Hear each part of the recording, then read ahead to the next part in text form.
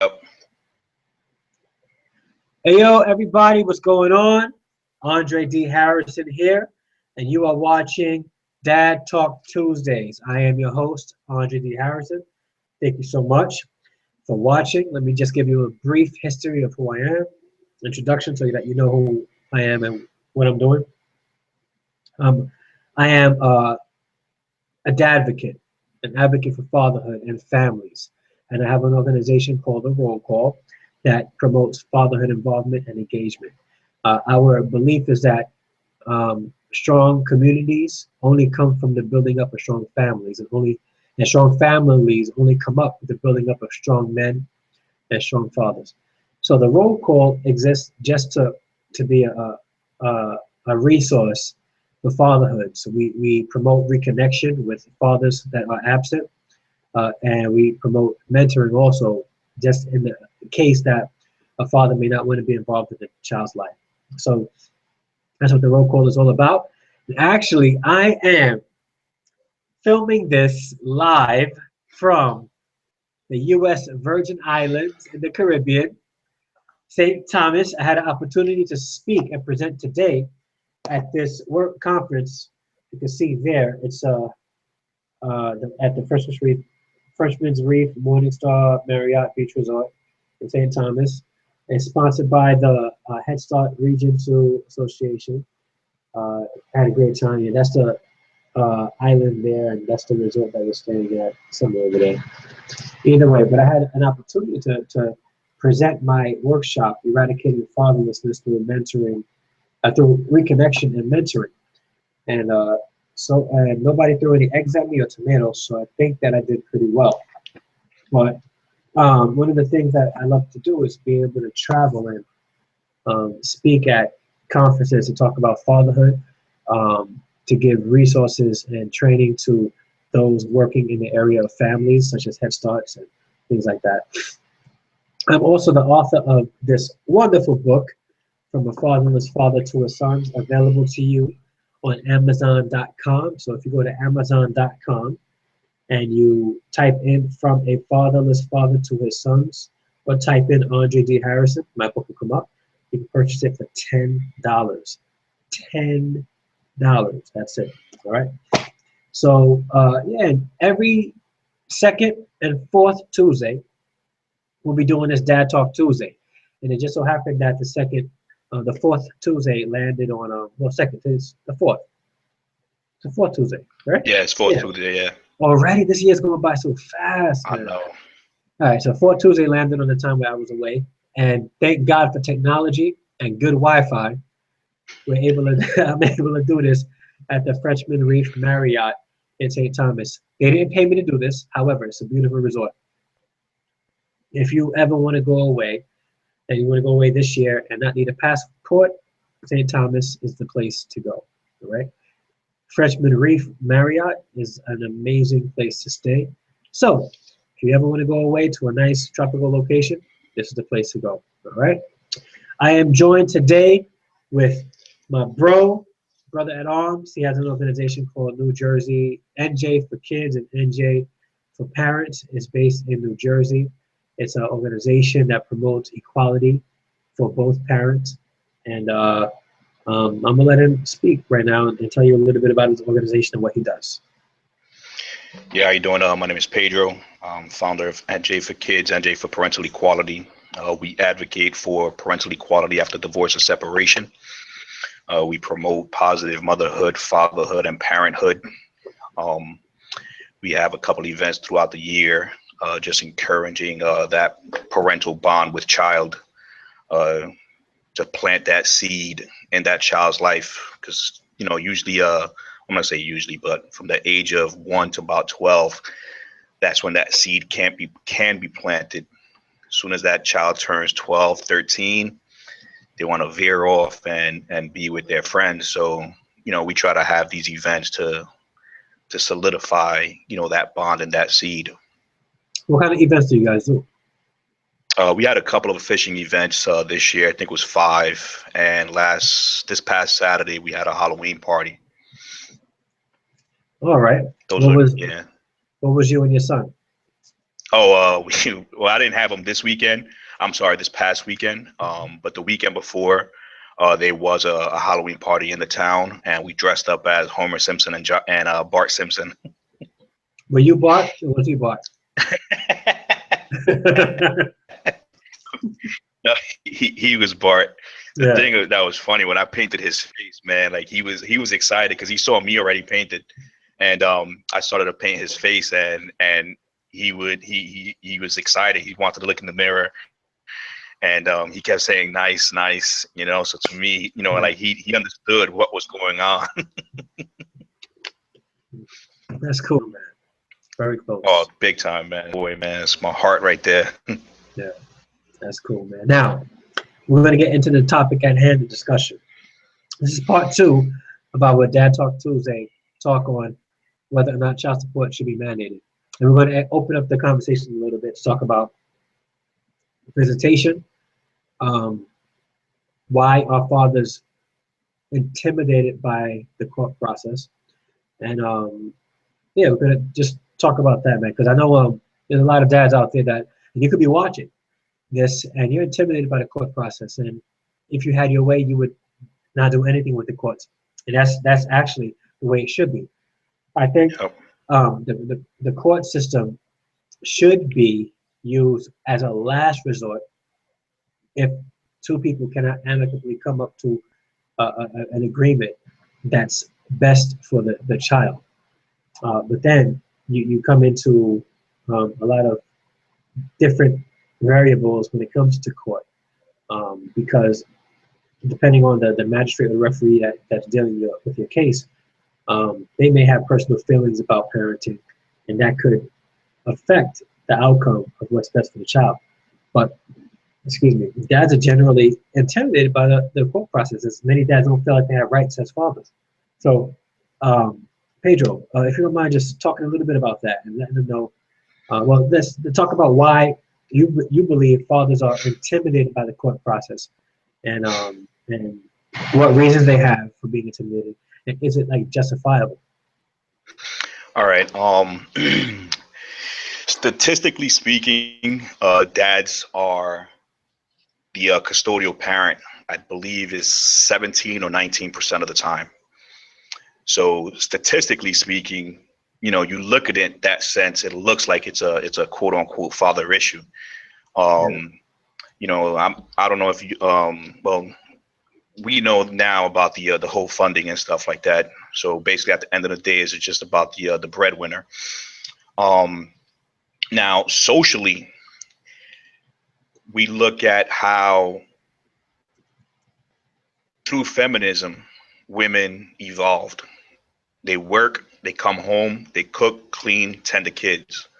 Most of the time, a lot of dads, they're just a breadwinner.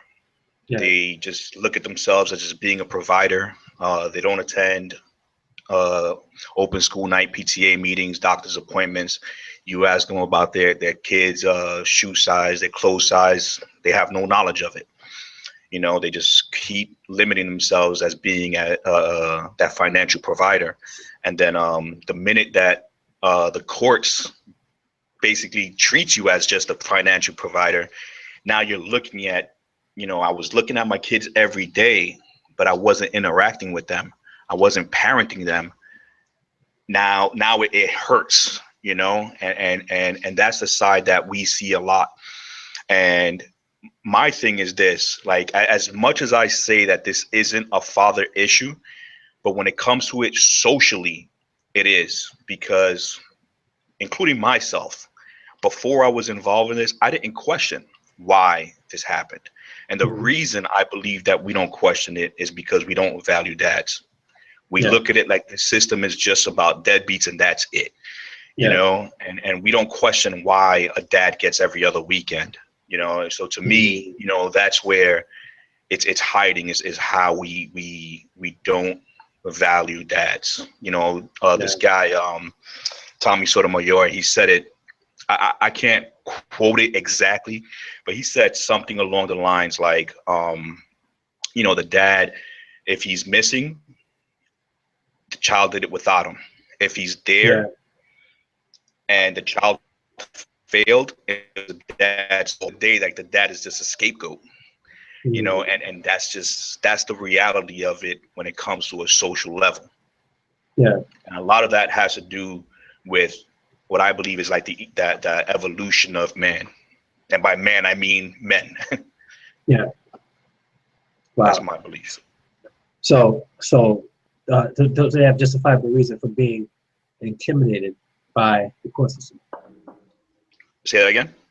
They have justifiable reasons for being um, intimidated by the court system.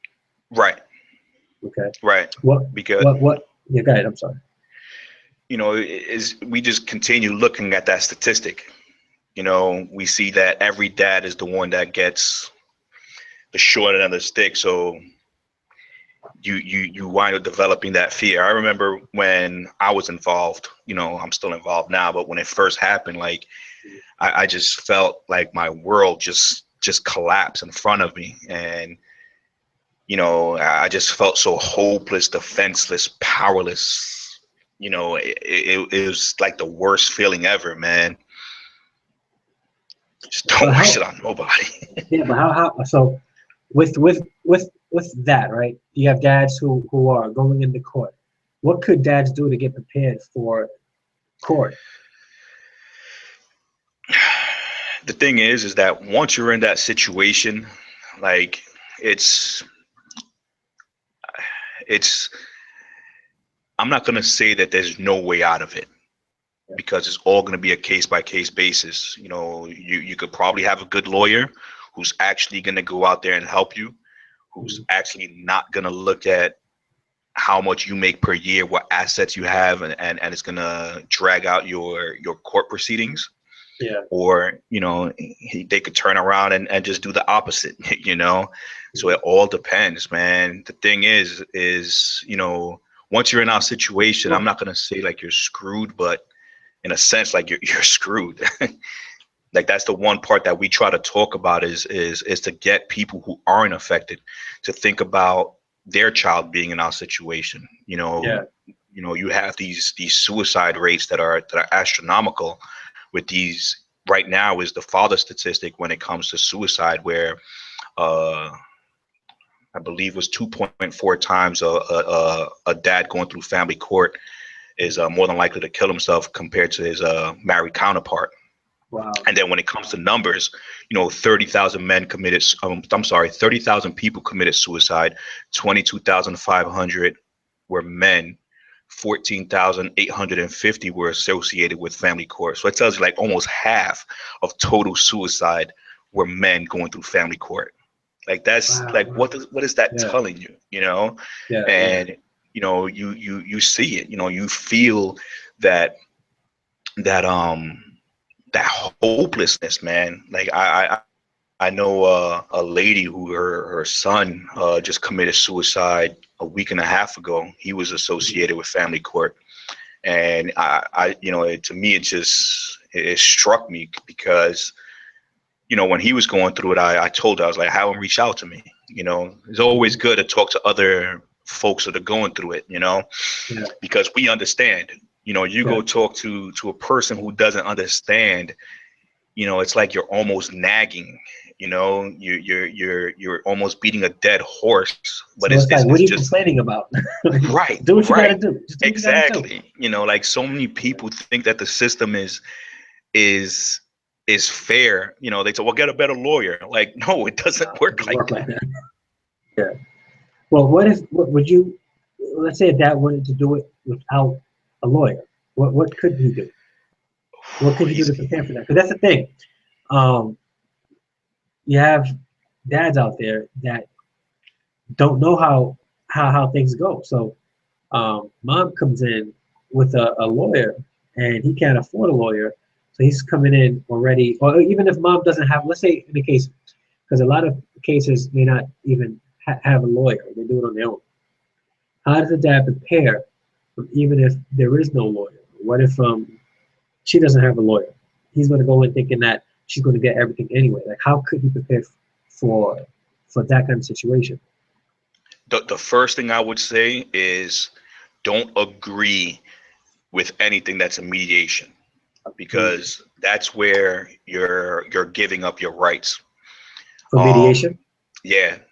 The minute that you agree with that time, that's when that's it. You're done. You're agreeing with that. You set yourself up to that every other weekend, and that's where they kind of push you into accepting whatever that the custodial parent is throwing at you. Yeah. Because at the end of the day, this whole system is a welfare fund. So your 14th Amendment goes out the window the minute that you agree to that every other weekend, because now you're down to that quote unquote standard of visitation. So now that whole Title 4D funding starts coming in. Yeah. And just for those who weren't watching last week, give them a little bit of info about the Title D funding. It's called Social Security Title 4D. It's Title 4D. Yeah, no problem.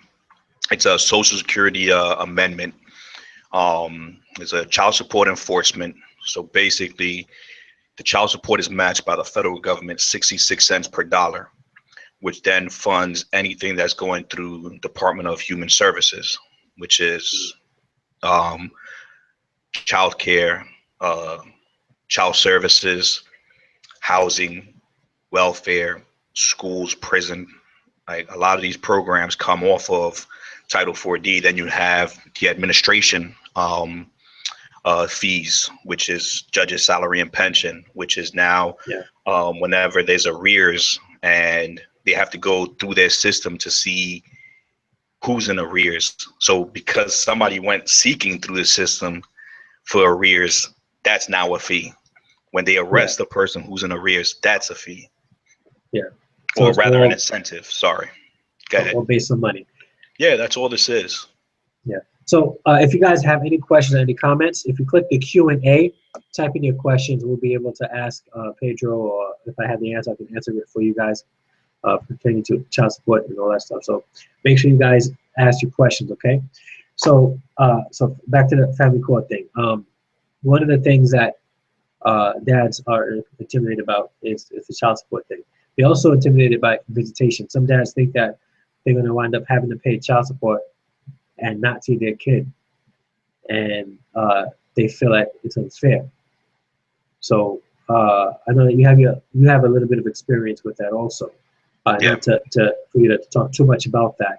How can a dad really represent himself pertaining to visitation? It depends on how your state is set up. Here in New Jersey, they have the forms, which they call modifications.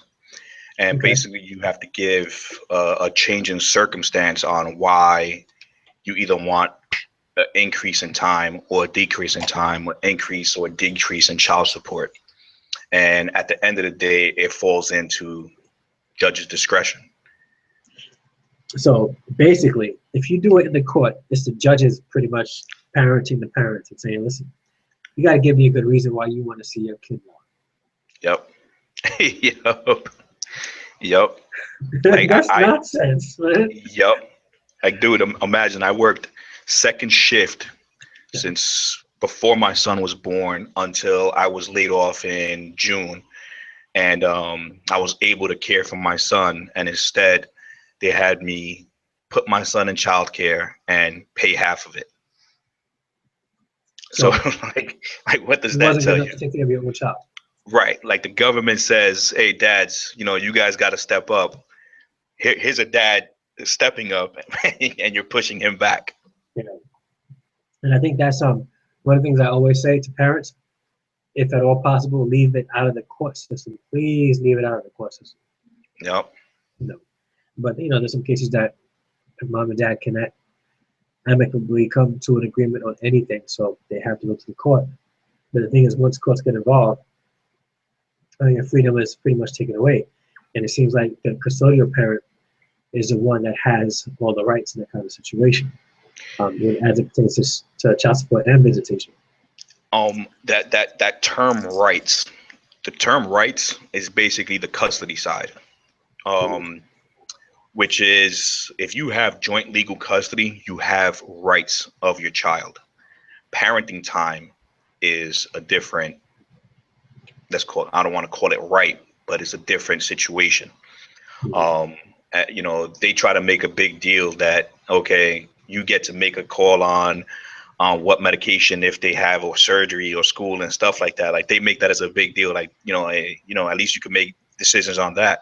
And it's like, okay, that's great. But, when it comes to the time, that's where they have a problem in, And for instance. and that's the big thing, time. Um, they want to, there's a lot of organizations out there pushing for better fatherhood engagement and involvement. In fact, the theme of the conference that I'm at is fatherhood. The theme for this year's conference in the Virgin Islands is fatherhood, and it seems like there's a push for that. And you would think that the courts would get on board and say, you know what, we need to start giving more time for these dads to spend with their kids The instead thing of is this, restricting it. right? But the thing is this, is that if they push that more time with the Title 4D, if that particular state doesn't reach a quota, the federal government can kick that state out of the Title 4D funding. Good, good. but that's where you get the conflict of interest, because now you're giving judges the discretion on choosing what time you get or don't get. Yeah, but So now imagine a judge saying, my salary and pension is coming off of your child support. I'm not giving you any time, or I'm going to gradually give you time. Yeah, man, hey Tamika, what's going on? Make sure you comment, ask your question, and I'll make sure to read it online. All right, or on the show. But yeah, man, I think that's a really messed up thing, and to have anybody making that kind of decision with such a huge conflict of interest, it'll never be in the best interest of the kids. Yep. Never, because it's all about what's good for the pockets of those that are making those decisions. Yep. So I think it's a really bad thing.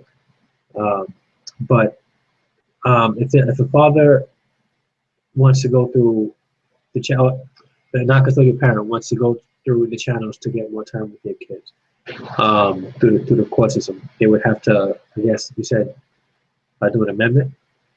Modification. Here in New Jersey, it's called a modification. I don't know what is it called in any other state. Out here, they're called modifications. Actually, I think it's the same in New York. It's a Okay. modified limitation, modified child support, upward, downward modification, things like that. It's the same in New York too. Okay. Same in New York. I think that like I have mixed feelings about the court system, the family court system. And actually a lot of my feelings now have become even more mixed since meeting you and talking to you about the Title 4D and the funding and stuff like that. Your stance on it isn't a gender thing; it's a financial thing. Right. And what tends to happen is that the parent who has the most money is usually the one that the courts are trying to get the most out of. So they'll give the custody to the parent that makes less, so that the parent that can make more pay more. Right. Okay. All right. And you feel like they find reasons to justify that kind of thing. Yep. Yeah.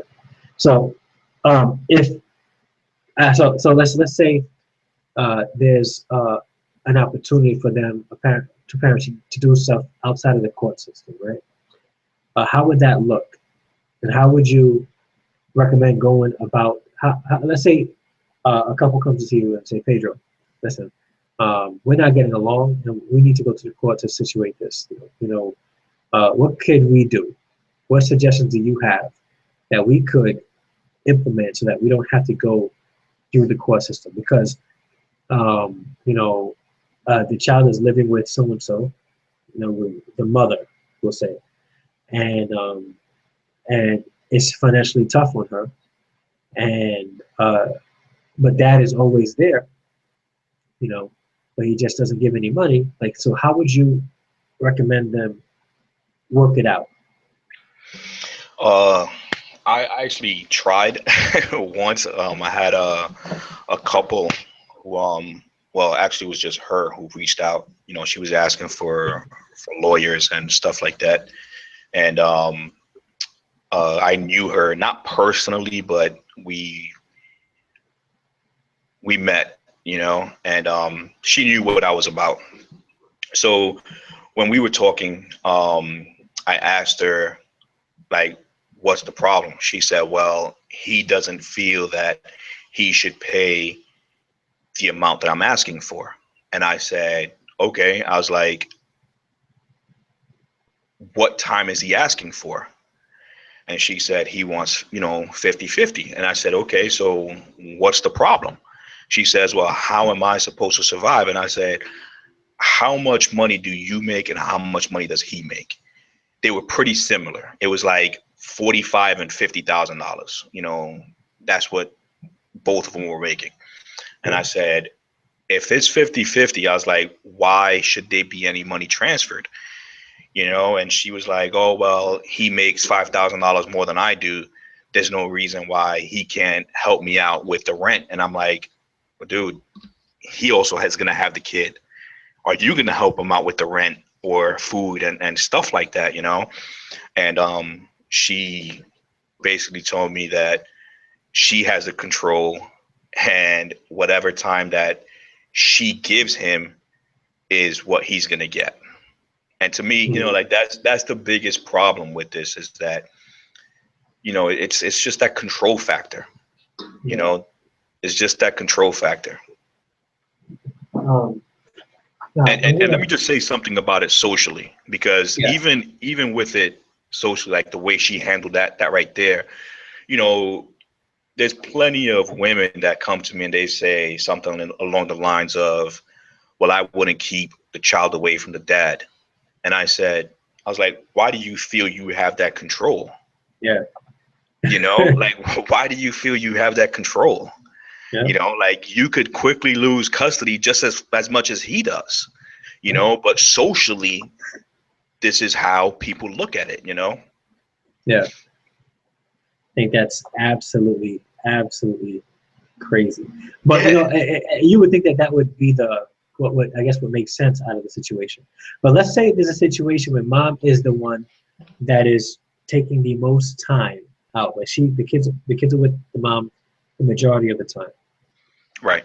So they're not at his house 3 days a week, and then her house 4 days a week, and then next week his house 4 days a week and her house 3 days a week.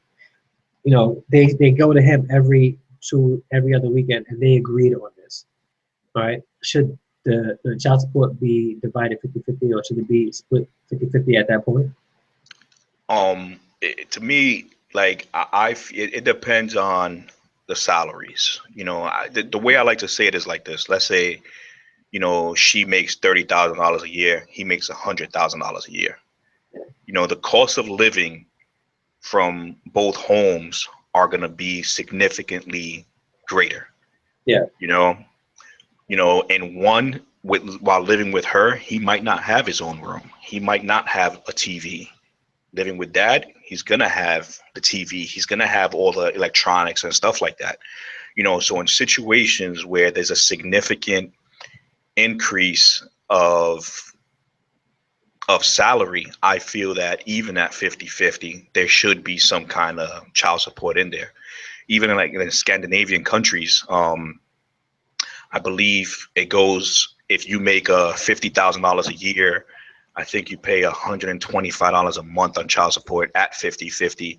If you make $75 a year, $75,000 a year, I think it goes up to like $175 a week or a month. I forgot the actual numbers, but it wasn't something the way that we have here in the States. Mm-hmm. Here in the States, people make a big deal that, kids are expensive. And in reality, you look at one bedroom apartment, let's say.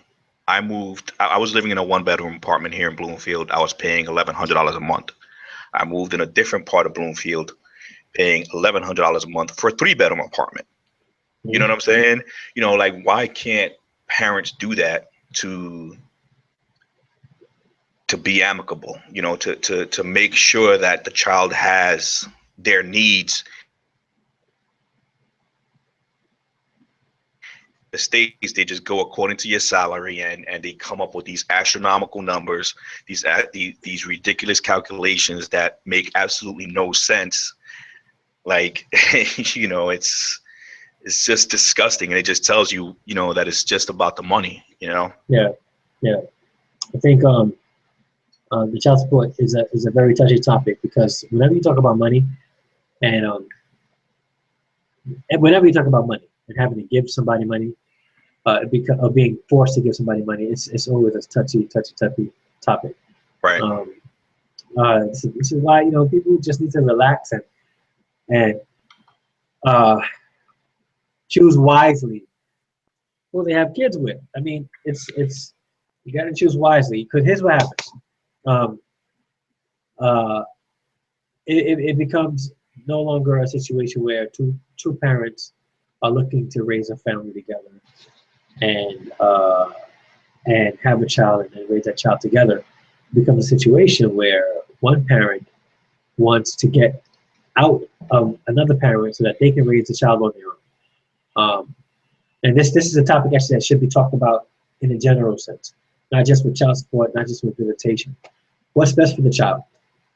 Let me read to you guys some statistics, okay? 63% of youth suicides are from fatherless homes. 63%. 90% of all homeless and runaway children are from fatherless homes.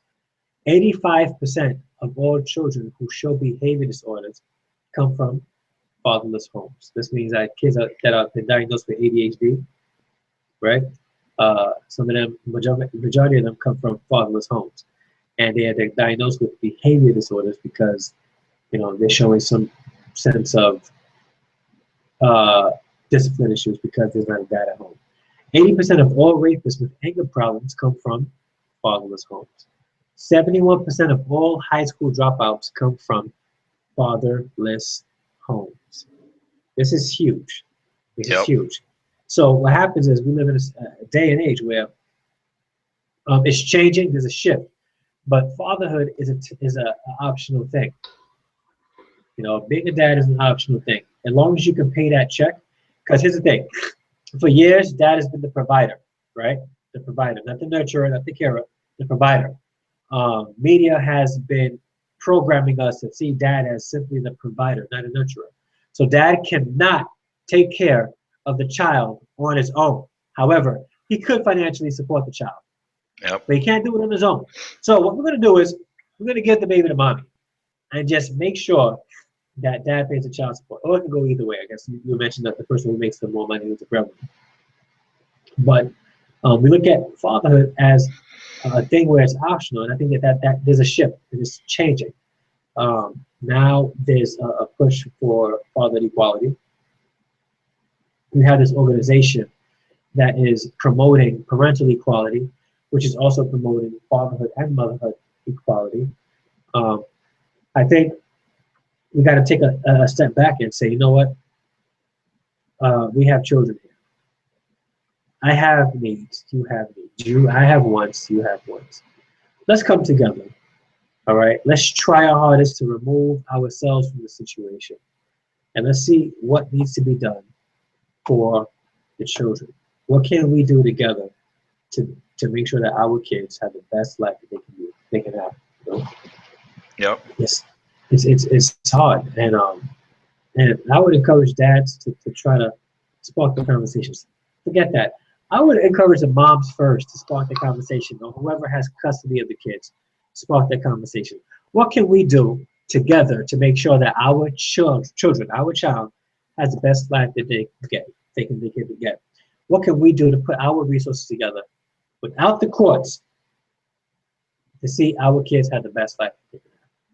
And then if you have to, at the very end of everything, after you have exhausted all possibilities, take it to the court after all possibilities. But you got to understand that once the courts get involved, they get involved. You know, it's not like they just make suggestions about, hey guys, try this. They tell you, you have this amount of time, you pay this amount of money, and that's it. You know, and then it becomes a place where you're no longer parenting. You pretty much have supervised parenting, even though somebody's not there. It's of course saying, this is the time you parent, this is the time you parent. You pay this amount. And what's odd though is that they regulate now. Again, like like I told you before, mixed feelings on child support, right? Because I'm on the receiving end of the child support spectrum. I should be receiving child support. So I'm on that side of it. However, there's got to be some kind of reform because the courts will mandate how much the non-custodial parent will pay, but not mandate, what that money needs to go to. Now, that was extremely difficult to prove where the money is going to, but the whole purpose of child support is child support, to support the child. There's got to be a way, even if it's going toward rent, what percentage of the rent is being paid through the child support? If it's going through bills, what percentage of the bills is being paid through the child support? Clothing, so on and so forth. This way they can get a better idea of where the money is going to. I think dads would feel better about the child support system if they knew where the money was going. Do you think that in the future that could ever be implemented in the court system? As long as there's no incentives, yes. But that's the reason why they don't keep track of where the money's spent. Right now, we live in a world where technology runs everything.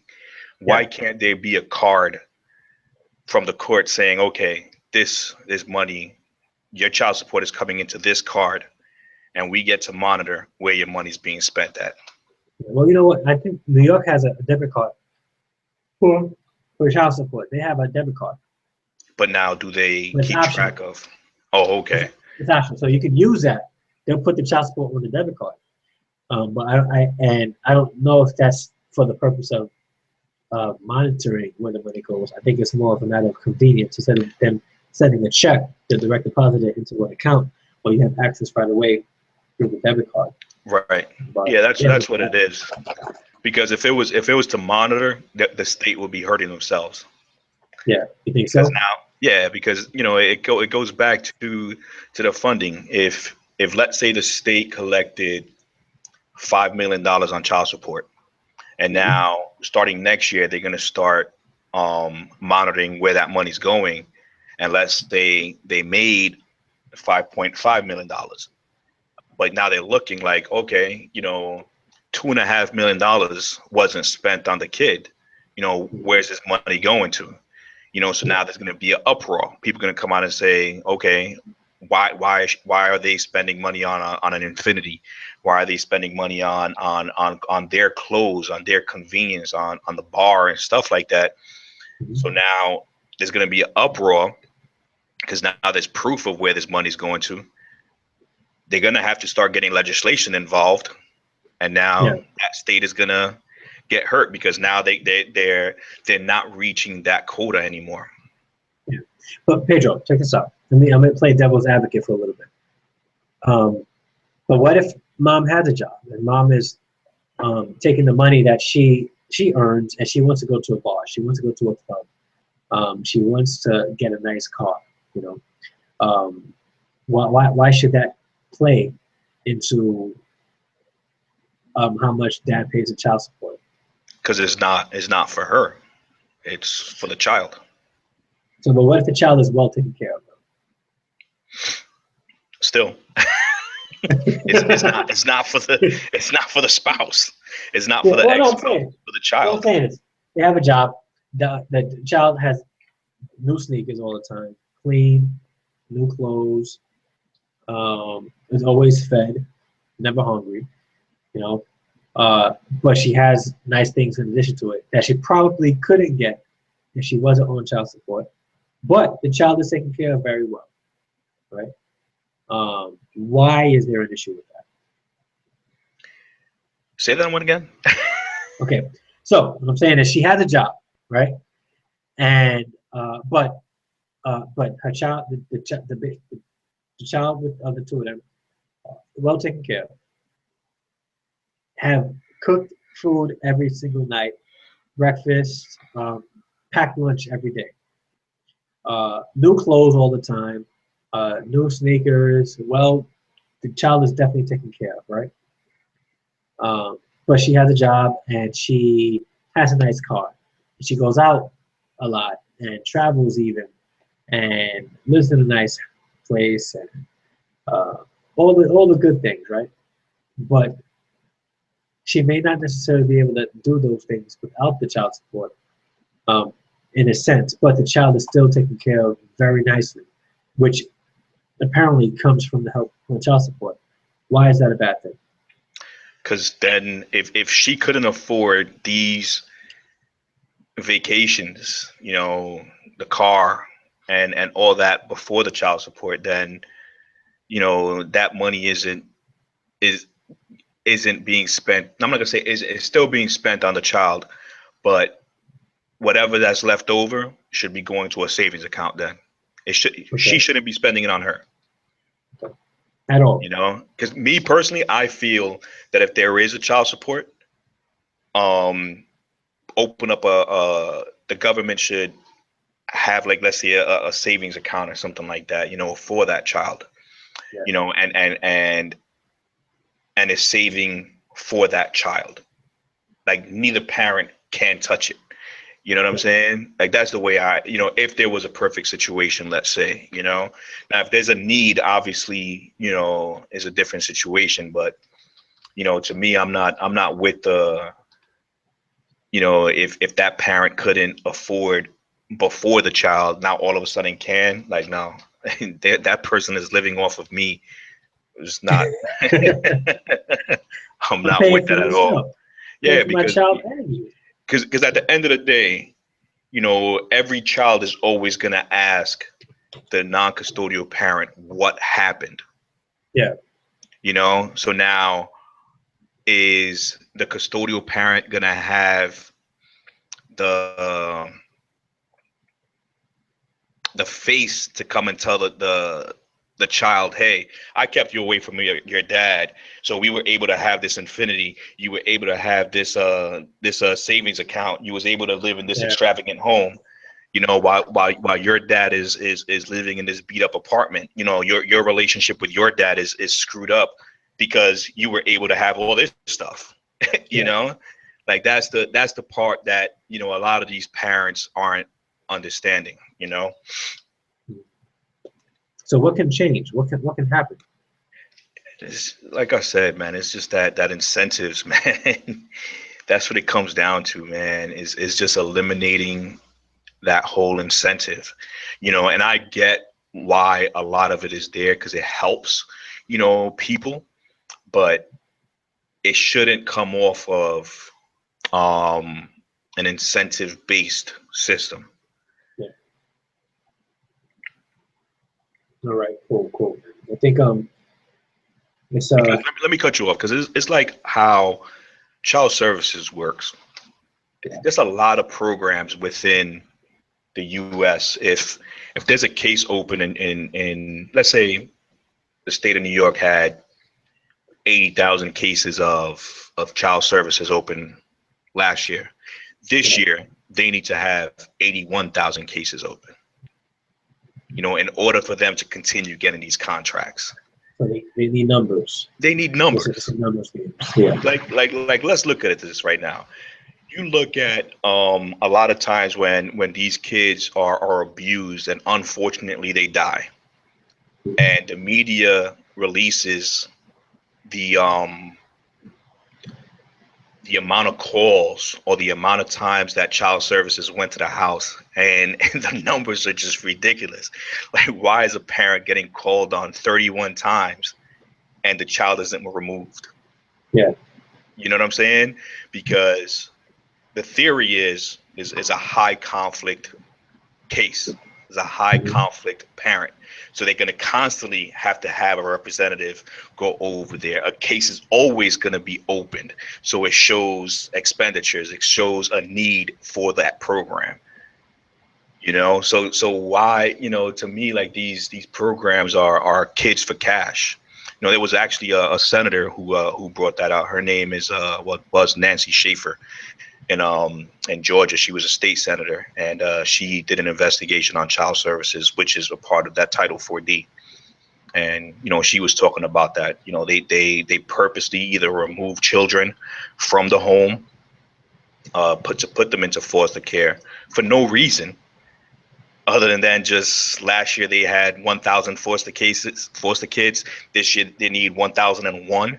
So they'll purposely remove a kid just to continue getting that funding. And it's the same way with the child services.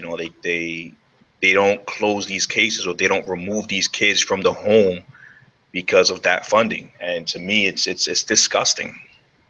Yeah, I think it makes it hard for families to be family.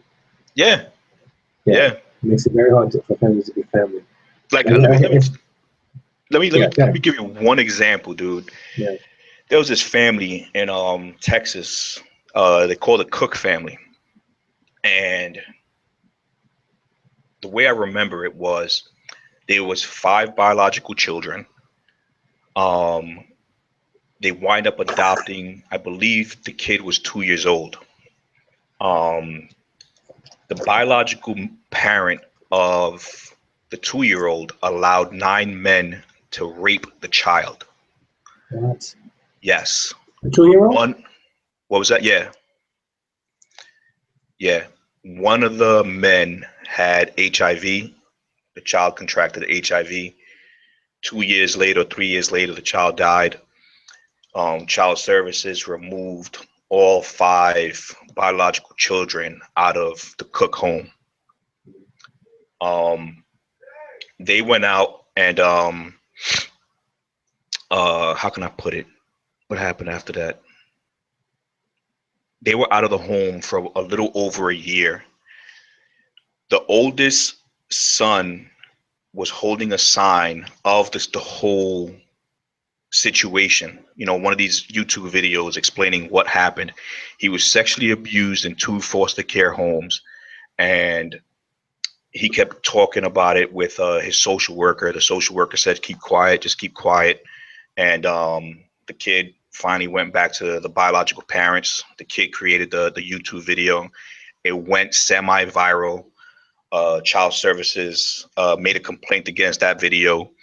The judge issued a court order to Google to remove that video off of YouTube, and it's constantly being uploaded, but then it constantly being deleted off of YouTube. So, like, what does that tell you? Yeah, but he was released back to the parents who allowed the rape to happen? No. The one that was raped was adopted by the Cook family. So Child Services actually removed that 2-year-old from his biological parents, and the Cook family adopted him. The 2-year-old that passed away. Right. And the 2-year-old was getting. Okay, so I'm trying to say. So when was this 2-year-old getting abused? In the Cook family or? In the biological family. Okay, and the Cook family is his adopted family. Okay, and then all 5 kids were removed from the Cook family after the baby had HIV. Right. Oh wow. Okay. Like, that's crazy. Yeah. And to have this judge now ask Google to remove this video. Mm-hmm. Like, what does that tell you? It reveals the incentives, the discrepancy and the incentives that the court have for foster kids. Yep. It's tough. So going forward, right? What should be the first plan of action for 2 parents who are no longer together anymore? Stay out of court. Stay out of court. Good. Stay out of court. So, but the thing is, it's tough because you have 2 people with 2 separate interests at this point. You have one parent who's fighting not to pay a lot of money, and then you have another parent fighting to get as much money as they can. How can they do that without getting the courts involved? It's tough, man, because it's like you mentioned before, you know, get to know the person you're gonna have a kid with, and the thing is that you never know, you know, you never know, man. Like people change overnight, or people just show their true colors. You know, spitefulness comes in. Like there's so much that goes on that you could never say what's gonna happen. You know, Yeah, yeah, like that. You know, is even with people saying stay out of court. Like at the end of the day, you're both gonna spend thousands of dollars on legal fees. Why yeah, not just use that thousands of dollars for your kids? Put that away into savings. Uh, um, Improve your personal situation with your kids as far as your living conditions or whatever the case is. Like you can be using that thousands of dollars that you're going to spend on legal fees. Your kids could use that yeah. So, because it's not so only just that child support side. Like that's the side that a lot of people stay focused on because it is messed up. But at the same time, you're going to be paying thousands of dollars on legal fees. yeah. All right. So stay out of court if at all possible. Don't try to get the courts involved. In fact, I think when I went to court, they even asked that, like, was there any way that you guys could have handled this outside of court? They even asked us that, to be honest with you. So I think that would be extremely wise to try to work things out outside of court. And also, it'll even give a message to your children on how to handle conflict resolution. But two people may not agree on anything, but they'll compromise and come to a median to work together for a particular goal. And if your children can see you as parents do that and implement whatever it is that you guys planned out, that shows the kids and teaches the kids about conflict resolution, how to deal with disagreements, how to move forward after a breakup or separation. So I think that there's a lot of things that you can gain from keeping this kind of situation out of court. If need be, if you got to use the option of the court, I'm not, and this is me personally speaking. I can't knock you for trying to do what you need to do for your child. The truth is, some parents will not be as involved, and um, you, as a single mom or a single dad, are going to need some help. Whether it's financial or you just need time with the time to play ahead, and the babies can go spend some time with your mother or father. I get that too. I get that too. So sometimes you'll be stuck trying to fight for your child to either see their other parent, or trying to fight for the other parent to give you some kind of financial support because the kids are with you the majority of the time. You got to try to find a way to do it where it's not about you, it's about the kid and what's best for the child. Yep. Ultimately that should be the goal. If you have a child, the child should not be a cash cow. It shouldn't be a means to gain something. Having a child is a means to give something. So you're giving yourself to your child, and you're giving a little bit of your legacy to that baby that you guys have, and that's to both parents. Yep. So I think that trying to avoid court by all means possible is very wise advice. So you guys should definitely try to do that. Both parents are equally important in the rearing up of a child. Courts could make it difficult for that to happen. So um, definitely try to keep it outside of court. If you have to, do it. But try your hardest to keep it out. For real. For real. Can you give some information, contact information about your organization? We have listeners in Jersey. How can they contact you if they need resources, or if they want to attend one of your conferences? Our website is nj4kids, nj4pe.org. We're on Facebook, we're on Twitter, YouTube channel, and it's all the same thing: NJ for Kids, NJ for Parental Equality, or NJ for Kids, NJ4PE. It should come up. NJ4kids.com. .org. It's NJ, the number 4, kids, NJ, the number 4, PE.org. NJ for kids, NJ for PE.org. Let's see if we can get this. I'm going to put a link to this in our showcase. If you click the showcase, you'll be able to see the link for his website, and you can get information there. You'll also be able to get a link for the Roll Call's website, my book, the Roll Call's YouTube page, and so on and so forth. All right. I don't want to keep you any longer because I know the Mets are playing, and it's killing you that you're on this call right now. But I do want to thank you so much for sacrificing and being a part of the call. I appreciate it, bro. Really Thanks, man. No problem. All right. Not this next Tuesday, but the Tuesday after, the second Tuesday, which would be the 10th of November. I think it's November 10th. We're going to have our next Dad Talk Tuesday. So make sure you guys subscribe to our YouTube channel, youtube.com/answering the roll call. That's roll with the R-O-L-E. And thank you guys so much for watching. Right. God bless you. Have a good night. And enjoy the rest of your week. Good night.